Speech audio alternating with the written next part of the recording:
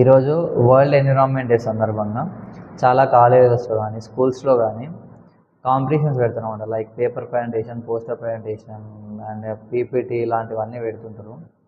ఇలాంటి వాటి బదులు వాళ్ళ పిల్లల్ని, అంటే స్కూల్ పిల్లల్ని కానీ కాలేజ్ వాళ్ళని కానీ ఫీల్డ్లోకి తీసుకెళ్ళి ప్రాక్టికల్గా ఒక 4 చెట్లు నాటించి వాళ్ళకు ఆ చెట్ల వల్ల వచ్చే ఉపయోగాలు ఏంటి, అదే అక్కడున్న ప్లాస్టిక్ని అంతా ఏరించి ఆ ప్లాస్టిక్ వల్ల వచ్చే కాజెస్ ఏంటి, క్రిసిస్ ఏంటి అని ఎక్స్ప్లెయిన్ చేస్తే వాళ్ళకు ప్రాక్టికల్ నాలెడ్జ్ ఉంది.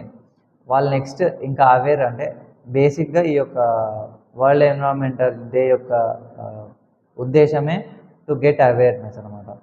దాని నుంచి మనం అవేర్ పొంది ఎటువంటి పనులు చేస్తే ఎన్విరాన్మెంట్కి మేలు జరుగుతుందని తెలుసుకోవాలనేసి బేసిక్ ఇది ఎన్విరాన్మెంటల్ డే అని.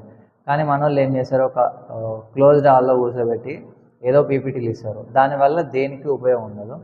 అండ్ చాలామంది నేచర్ని లవ్ చేస్తారు, నేచర్ లవర్స్ అని స్టేటస్లు, స్టోరీలు అండ్ వాళ్ళ బయోలల్లో మెన్షన్లు అవి చేసుకుంటారు.